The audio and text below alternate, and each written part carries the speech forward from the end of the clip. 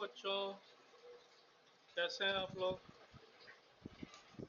आज vector algebra series में हम अगला वीडियो लेकर के आए हैं। इसमें हम ले रहे हैं vector product of two vectors. Vector product या जिसको हम क्रॉस प्रोडक्ट भी कहते हैं। तो पहली बात तो वेक्टर प्रोडक्ट इसको क्यों कहा जाता है। जैसे पिछले वीडियो में हम लोगों ने स्केलर प्रोडक्ट के बारे में पढ़ा था, तो इसको वेक्टर प्रोडक्ट इसलिए कहा जाता है कि जब दो वेक्टर क्वांटिटीज़ को मल्टीप्लाई करते हैं तो जो क्वांटिटी हमको मिलती है वो भी वेक्टर क्वांटिटी होती है। बाकी इसको डिफाइन कैसे करते हैं वो आप देखिए कि let A and B two non parallel non zero vectors, then cross product और vector product is defined as A cross B equals to mod of A into mod of B into sin theta into unit vector n। तो unit vector n इस A cross B की direction बताता है, और इसकी direction होती क्या है, ये दोनों के परपेंडिकुलर होता है, ए के भी बी के भी, और इसकी direction right hand screw rule से हम देते हैं। जैसे इस चीज़ को आप समझना चाहें तो सपोज ये कोई वेक्टर ए है और ये कोई वेक्टर बी है एंड इनके बीच का एंगल थीटा है। तो जब हम ए क्रॉस बी कर रहे हैं, मान लीजिए कि पेपर के प्लेन में है, तो हम ए से बी की तरफ एक एरो लगा लें। जब ए क्रॉस बी कर रहे हैं एरो लगा लें, और उस एरो की डायरेक्शन में जब हम स्क्रू को घुमाएंगे, एरो की डायरेक्शन में जब हम स्क्रू को घुमाएंगे तो स्क्रू आगे बढ़ेगा। तो इसलिए इसकी डायरेक्शन कैसे हो जाएगी, अपवर्ड हो जाएगी। ए क्रॉस बी की डायरेक्शन कैसे होगी, अपवर्ड होगी। लेकिन अगर हम बी क्रॉस ए कर रहे हैं तो एरो हम इधर से इधर को लगाएंगे, और जब एरो की डायरेक्शन में हम स्क्रू घुमाएंगे तो स्क्रू खुल रहा है, मतलब नीचे जा रहा है, इट इज गोइंग डाउनवर्ड्स। तो इसकी डायरेक्शन डाउनवर्ड हो जाएगी, उसके अपोजिट डायरेक्शन में हो जाएगी। तो इससे हमको एक और चीज पता चलती है कि ए क्रॉस बी और बी क्रॉस ए की वैल्यू तो सेम होती है, बट डायरेक्शन इनकी अपोजिट होती है। अच्छा, इस फार्मूले की मदद से हम इनके बीच का एंगल भी फाइंड कर सकते हैं कि जैसे ए क्रॉस बी हमने कहा mod A into mod B into sine theta into unit vector N है। तो ए क्रॉस बी का मॉड वो क्या हो जाएगा, mod A into mod B into sine theta. तो इसलिए साइन थीटा की वैल्यू क्या होगी, mod of A cross B upon mod of A into mod of B.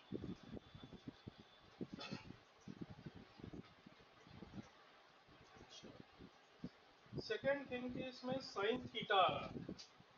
तो जैसे कि हम जानते हैं कि जब थीटा की वैल्यू 0 डिग्री होती है तो साइन 0 की वैल्यू 0 होती है, और जब 90 होती है तो साइन 90 की वैल्यू 1 होती है। तो इसलिए क्रॉस प्रोडक्ट, दो वेक्टर्स का क्रॉस प्रोडक्ट 0 हो जाएगा अगर उनकी दोनों की डायरेक्शन सेम है, या थीटा 0 डिग्री और 90 डिग्री है, यानी परपेंडिकुलर है दोनों वेक्टर्स, तो उनका क्रॉस प्रोडक्ट मैक्सिमम हो जाएगा A cross B equals to mod A into mod B into unit vector N हो जाएगा।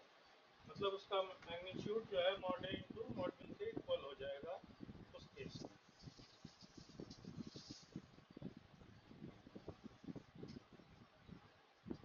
अच्छा, वेक्टर एन को हम कैसे डिफाइन कर सकते हैं कि ये जो यूनिट वेक्टर एन है, यूनिट वेक्टर एन इसी फार्मूले से क्या हो जाएगा कि ए cross B upon mod A into mod B into sine theta.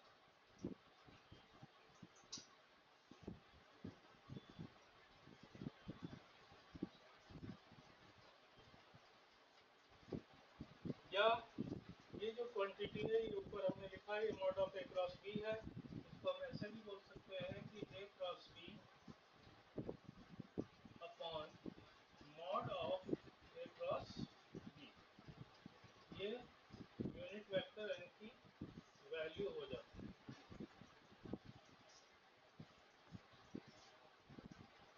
हम वेक्टर्स की कुछ प्रॉपर्टीज के बारे में डिस्कस करेंगे। कुछ इंपॉर्टेंट प्रॉपर्टीज हमने यहाँ पर लिखी हैं। पहला क्या है कि अगर हम b क्रॉस a कर रहे हैं और a क्रॉस b कर रहे हैं तो ये दोनों की डायरेक्शन जैसे पीछे हमने बताया था अपोजिट होती हैं, तो इसलिए b cross a equals to minus a cross b हो जाएगा। सेकेंड प्रॉपर्टी क्या है कि कोई वेक्टर माइनस b है, क्रॉस वेक्टर a कर रहे हैं, तो it will be equals to a cross b या equals to b into b cross minus a। इसके अलावा अगर कोई स्केलर क्वांटिटी m है, for any scalar m a, कि वेक्टर a का m times cross b equals to m into a cross b equals to a into a cross m b, तो ये तीनों ही इक्वल हों। इसके अलावा डिस्ट्रीब्यूटिव लॉ जैसे स्केलर प्रोडक्ट में होल्ड करता था, इसमें भी होल्ड करता है कि a क्रॉस b प्लस या minus c equals to a cross b plus minus a cross c। Next, fifth property, if two vectors a and b are parallel और कोलिनियर, अगर दो वेक्टर पैरेलल या collinear है तो a cross b zero होगा हर हाल में। और इसका अपोजिट कि अगर a क्रॉस b जीरो है तो यहाँ तीन बातें हो सकती हैं कि या तो वेक्टर a जीरो वेक्टर है, या तो वेक्टर b जीरो वेक्टर है, या a और b एक दूसरे के पैरेलल है या कोलिनियर है। तो these are the important properties. Now we will discuss about orthogonal vectors. तो ऑर्थोगोनल वेक्टर्स जैसे आपको पता है आई जे के ऑर्थोगोनल वेक्टर्स होते हैं x axis y axis z axis की डायरेक्शन में, और किसी भी वेक्टर को, किसी भी जनरल वेक्टर को इनके टर्म में एक्सप्रेस किया जा सकता है। तो अब उनके बारे में हम बात करेंगे। अब ऑर्थोगोनल सिस्टम ऑफ वेक्टर्स देखिए कि for mutually perpendicular vectors I J and के, तो पहली बात तो आई, ये तीनों परपेंडिकुलर है आपस में, तो आई आई जे जे के इसका क्रॉस प्रोडक्ट जो होगा आई क्रॉस आई जे क्रॉस जे के क्रॉस के, ये तीनों ही जीरो वेक्टर हो जाएंगे क्योंकि ये पैरेलल या कोलिनियर है। लेकिन अगर हम आई क्रॉस जे करते हैं तो इनके बीच का एंगल 90 डिग्री होगा और इनके परपेंडिकुलर यूनिट वेक्टर के हो जाएगा। इसी तरह से जे क्रॉस के करते हैं तो इसके भी बीच का एंगल 90 डिग्री होगा, इन साइन 91 होता है, और इनके दोनों के परपेंडिकुलर वेक्टर आई कैप हो जाएगा। और के क्रॉस आई है तो सिमिलरली जे हो जाएगा। लेकिन अगर इनका हम ऑर्डर बदल देते हैं तो नेगेटिव हो जाएगा। आई क्रॉस जे था तो ये माइनस जे क्रॉस आई हो जाएगा, जे क्रॉस के था तो माइनस के क्रॉस जे हो गया, के क्रॉस आई था तो माइनस आई क्रॉस जे हो गया। इसको समझने के लिए बगल में एक हमने सर्कल बनाया है और इसके ऊपर आई जे के लिखा है। तो अगर हम एरो की डायरेक्शन में मूव करते हैं, हमारा मोशन एरो की डायरेक्शन में हो रहा है, तो किसी भी दो का प्रोडक्ट तीसरा होता है। जैसे आई क्रॉस जे करेंगे तो इट विल बी के, जे क्रॉस के करेंगे तो इट विल बी आई, के क्रॉस आई करेंगे तो इट विल बी जे। लेकिन अगर एरो से उल्टा चलते हैं तो होगा तो थर्ड ही बट नेगेटिव हो जाएगा। जैसे आई क्रॉस के माइनस जे हो जाएगा, के क्रॉस जे माइनस आई हो जाएगा, और जे क्रॉस आई माइनस के हो जाएगा। तो ये याद रखने के लिए बहुत अच्छी ट्रिक है, इसको आप हमेशा याद रखिए। अब सपोज दो वेक्टर हम ले लेते हैं आई जे के टर्म में, उनका हमको क्रॉस प्रोडक्ट करना है, तो हम कैसे करें। Let vector a equals to a1i plus a2j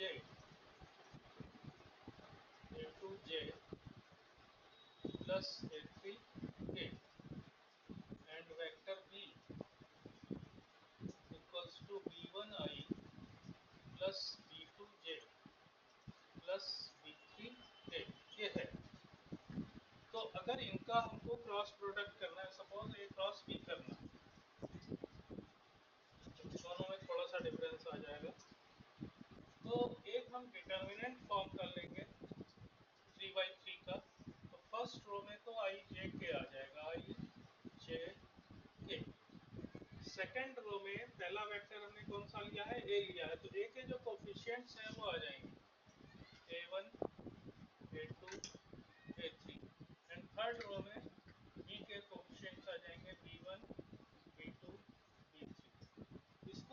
solve कर लेंगे तो हमारे पास ए क्रॉस बी की वैल्यू आ जाएगी।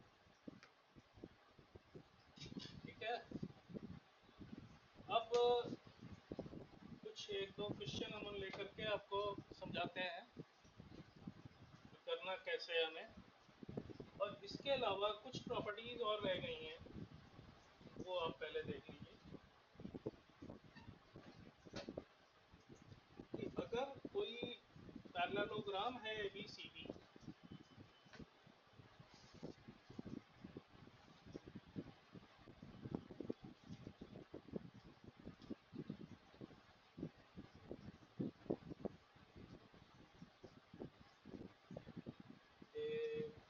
ABCD,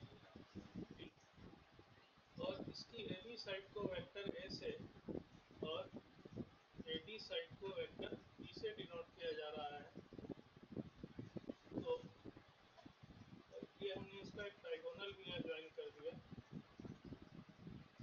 तो इसका एरिया पैरेललोग्राम वो क्या होता है, A क्रॉस B का मॉड होता है।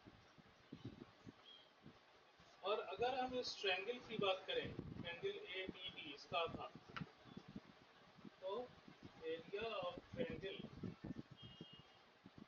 ये क्या होता है 1/2, क्योंकि ये ट्रायंगल का एरिया पैरेललोग्राम का एरिया का हाफ हो जाएगा, 1/2 mod of A cross B।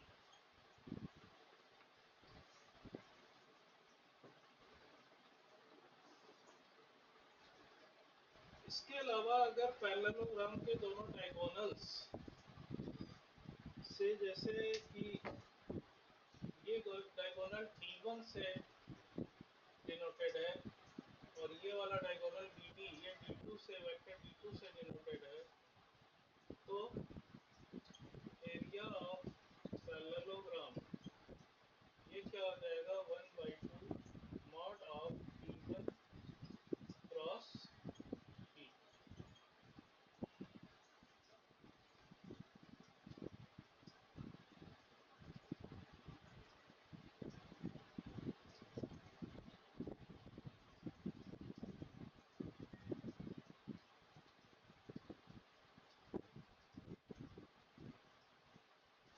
तो ये एरिया के लिए बहुत यूजफुल प्रॉपर्टीज हैं।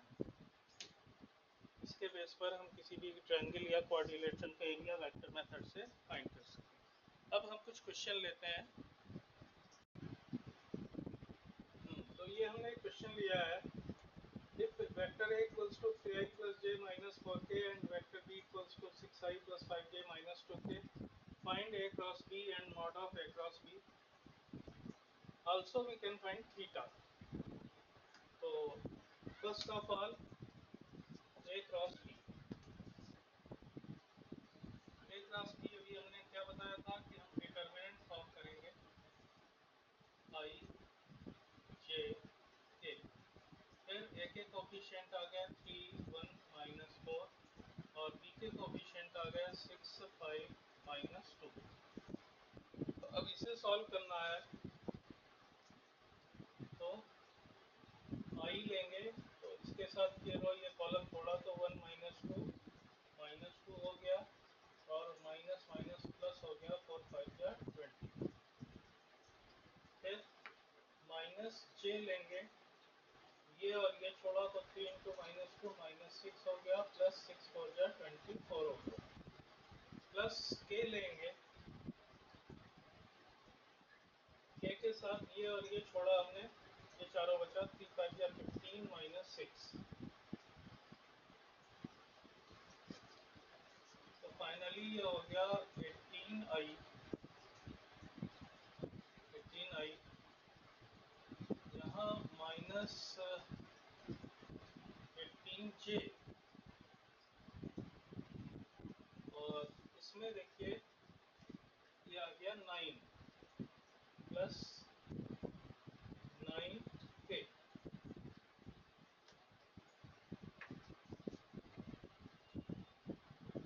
या इसमें से हम 9 कॉमन ले लें, तो 2i माइनस 2k प्लस के, ये हो, ये क्या हुआ, ए क्रॉस बी। अब अगर हमें इसका मॉड फाइंड करना है तो mod of A cross b वो क्या हो जाएगा, 9 तो ये कॉमन है ही है, इसको तो आप अलग रहने दें, और रूट ऑफ 2 का स्क्वायर प्लस 2 का स्क्वायर प्लस 1 का स्क्वायर, तो 2 का स्क्वायर 4 प्लस 4 8, 8 प्लस 1 9, तो रूट 9 हो गया, रूट 9 हो गया 3, तो 9 इंटू 3 यानी 27 इसका मॉडल है। अब सपोज आपसे कहा जाता कि find a unit vector, find a unit vector in direction of A cross B या वेक्टर एन, तो वेक्टर एन हम कैसे निकालेंगे। वेक्टर एन हमने बताया था कि ए cross B upon mod of A cross B होता है।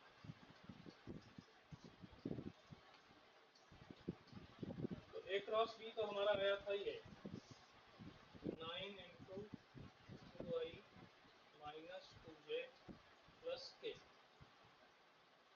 और upon mod of A cross b आया 27, 9 हो जा 9, 3 जा 27, तो वेक्टर एन जो है ये क्या हो गया 1/3 2i माइनस 2j प्लस के।